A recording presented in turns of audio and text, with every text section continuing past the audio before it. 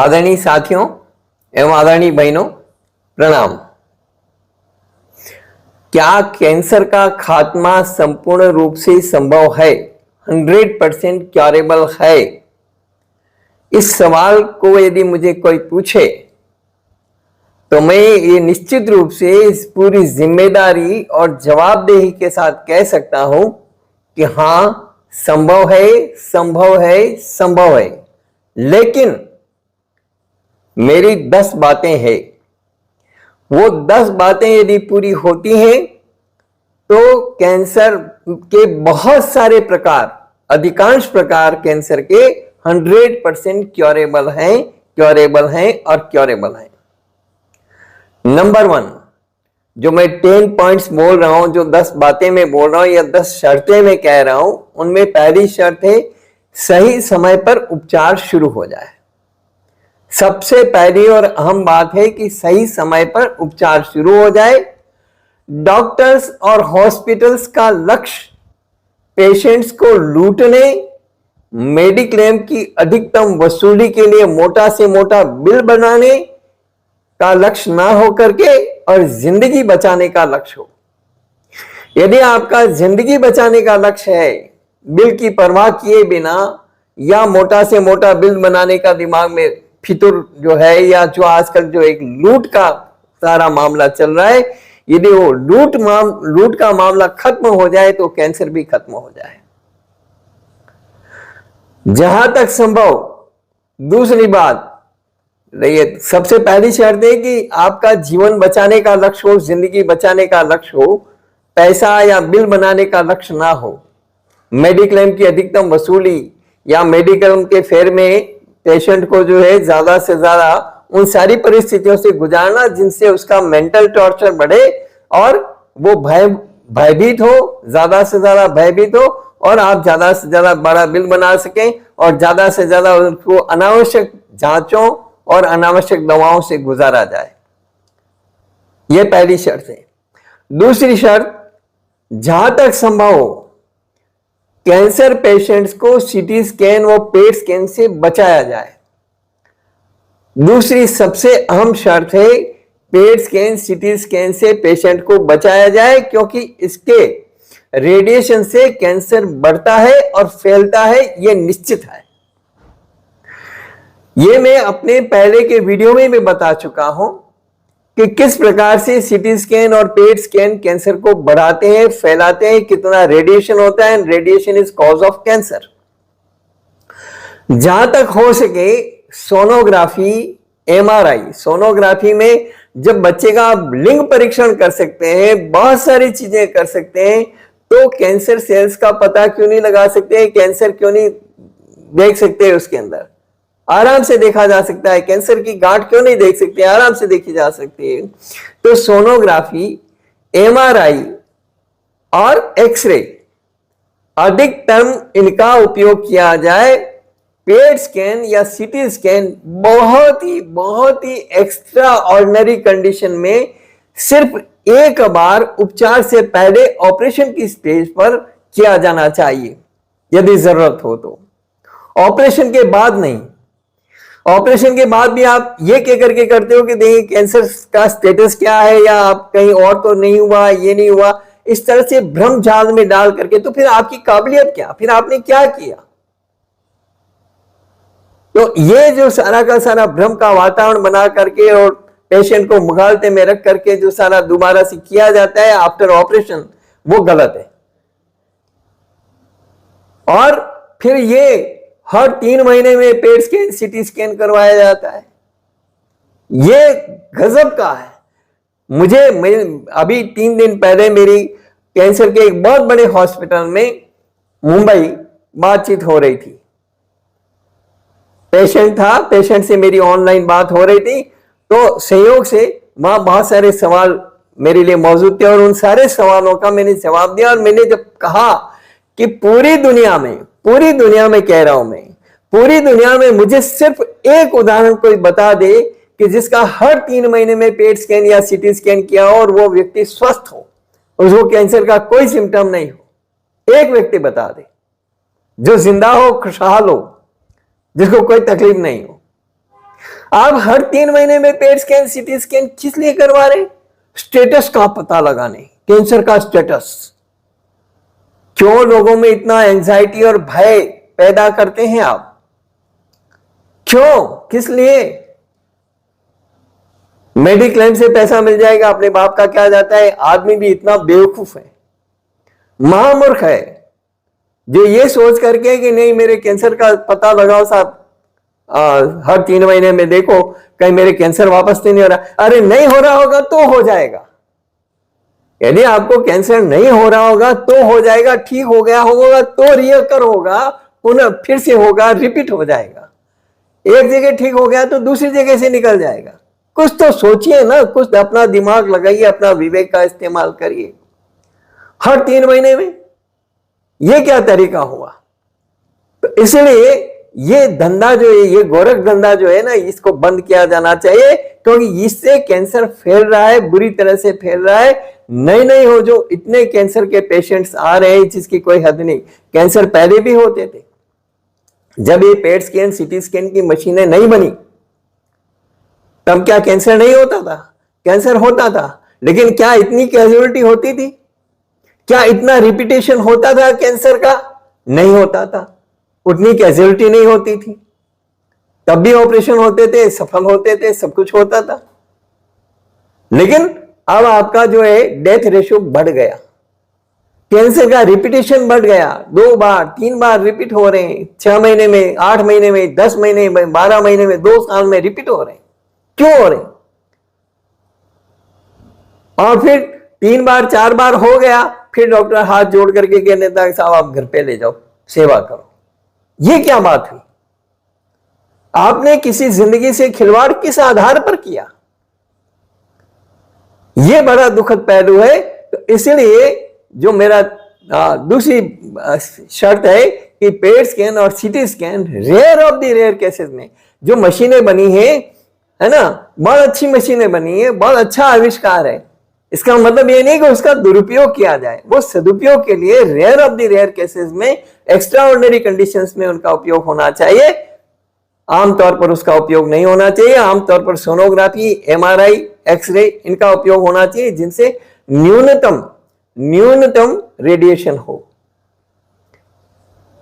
Sonography में और x ray में न्यूनतम रेडिएशन हो, एमआरआई में रेडिएशन होता नहीं क्योंकि वो मैग्नेटिक उससे चलता है।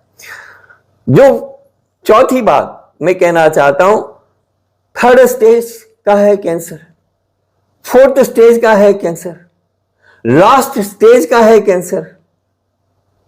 ये कहने की कहां जरूरत है और इससे पेशेंट को और पेशेंट के अटेंडेंट्स को भयभीत करने की कहां जरूरत है? यह भय आधा मार देता है इंसान को, उनके परिवार को आधा मार देता है। 3rd स्टेज का कैंसर है, 4th स्टेज का कैंसर है, लास्ट स्टेज का कैंसर है। और फिर डराने के लिए और एक बात, ये बस 2 महीने का समय है, सेवा करो, 3 महीने का समय है, मतलब ऊपर पहुंचने में, यानी पट्टा। ये भगवान कब से पैदा हो गए भाई? जो आप 2 महीने का, 3 महीने का परवाना उनको दे रहे हैं कि लिखित में तो दे दो। देखें, लिखित में नहीं देंगे, ऑरली कहेंगे और व्यक्ति को डराएंगे। 2 महीने का समय, 3 महीने का समय, 6 महीने का समय। जिनको ऐसा कह दिया मेरे यहाँ 3-3 साल से बैठे हुए हैं आराम से, और उनको ना तो कैंसर का नामो निशान है, ना बीपी है, ना डायबिटीज है, कुछ भी है, वो कैसे हो गया फिर? तो ये बात बिल्कुल गलत है। इस तरह से पेशेंट्स को डराना नहीं चाहिए। डॉक्टरों का फर्ज है कि पेशेंट को अंतिम सांस तक दिलासा दे और उसे बचाने का पूरे दमखम से प्रयास करे। यह डॉक्टर का फर्ज है। यह कहने का फर्ज नहीं है कि 2 महीने का टाइम है या 3 महीने का टाइम है या 6 महीने का टाइम है। आप फिर डॉक्टर किस बात के हैं? ऐसे डॉक्टरों के खिलाफ कड़ी कार्रवाई होनी चाहिए। यह बहुत ही गलत तरीका है लोगों को डराने का, धमकाने का,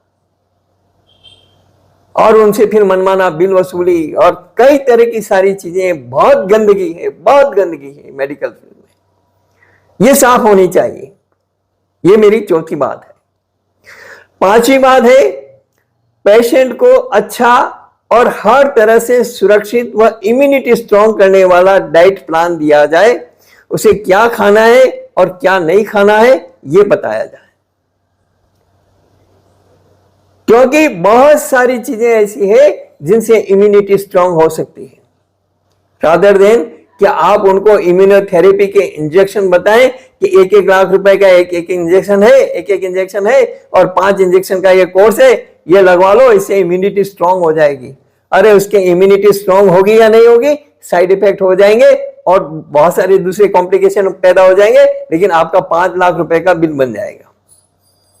5 लाख के बजाय 5,000 में, सिर्फ 5,000 में वो ऐसी चीजें खा सकता है जिससे उसकी इम्यूनिटी स्ट्रांग हो जाए, वो किसी भी बीमारी का मुकाबला कर सके। इसलिए ऐसा डाइट प्लान दिया जाए कि जिससे उसकी इम्यूनिटी स्ट्रांग हो, उसको बताया जाए कि क्या क्या आपको खाना चाहिए और क्या क्या नहीं खाना चाहिए।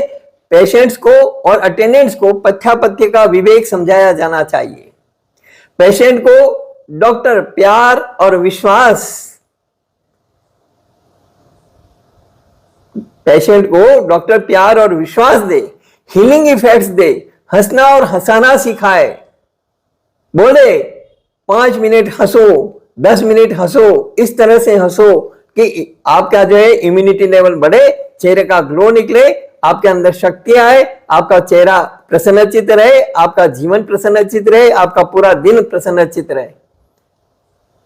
वो तो कुछ करते नहीं है, बल्कि उसको टेंशन दे करके और बेचारे को, बीमार को अधमरा कर देते हैं। ये बड़ी शर्म की बात है। छठी शर्त मेरी है, कीमो और रेडिएशन में भी पूरा संयम बरता जाए।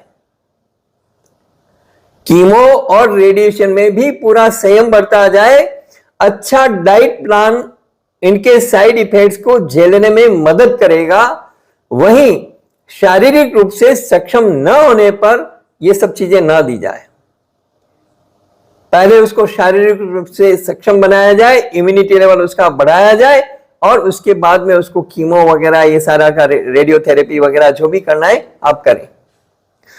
हेवी स्टेरॉइड से बचाएं। आठवां बिंदु मेरा है, हेवी स्टेरॉइड से बचाएं। 7वां बिंदु और 8वां बिंदु है मेरा कि उसकी जुबान या शरीर के किसी भी अंग का टुकड़ा बायोप्सी के लिए निकालने में बहुत संयम बरता जाए। बहुत शांति से, विवेक से इस तरह से उसका बायोप्सी के लिए लिया जाए कि जिससे वो अपंगता महसूस ना करे या भविष्य में अपंग ना हो जाए। बहुत सारे लोगों की जुबान इस तरह से काटी गई है कि वो ठीक हो गए, बहुत सारा उसमें इंप्रूवमेंट हो गया, लेकिन वो जुबान ठीक नहीं होने के कारण उनको दर्द झेलना पड़ रहा है। तो ये बड़ा तकनीकी रूप से बहुत अच्छे ढंग से उसका बायोप्सी का सारा प्लान किया जाए। 9वां बिंदु है मेरा कि यदि कोई कैंसर पेशेंट, बीपी और डायबिटीज का मरीज है, बहुत सीरियस बात कह रहा हूं मैं, ये जो 9वां बिंदु है, यदि कोई पेशेंट बीपी और डायबिटीज का मरीज है तो पहले उसकी बीपी और डायबिटीज को कंट्रोल किया जाए। डायबिटीज और बीपी नॉर्मल हो जाए तब उनको एलोपैथी का दूसरा सारा का सारा किया जाए। और ये एलोपैथी वाले जो है कहते हैं कि बीपी और डायबिटीज जो है वो क्योरेबल नहीं, लेकिन मैं आपको सैकड़ों उदाहरण बता सकता हूं कि ये क्योरेबल है। और अमुक को इतनी डायबिटीज थी, 300, 400, 500 का लेवल था, वो आज 0 है। तो डायबिटीज को और बीपी को पूरी तरह से कंट्रोल करने के बाद, खत्म करने के बाद में उनको कीमो वगैरह या दूसरी कोई भी चीज दी जाए, या उनका जो आपको पेट स्कैन या सीटी स्कैन भी करने की जरूरत पड़ी है बहुत एक्स्ट्रा ऑर्डिनरी कंडीशन में, तो उसके बाद में किया जाए जब उनका जो है बीपी और डायबिटीज नॉर्मल हो। अदरवाइज उनको स्किन प्रॉब्लम और दूसरी प्रॉब्लम्स हो जाएंगी।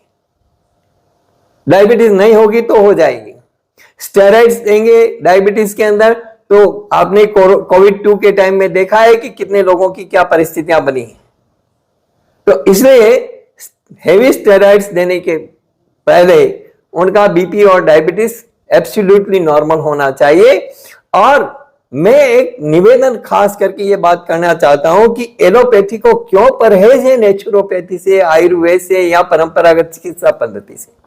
क्या डर है उनको? क्यों वो ये सारी चीजों को अपना करके और सामने वाले मरीज क्यों नहीं है उनके फोकस में?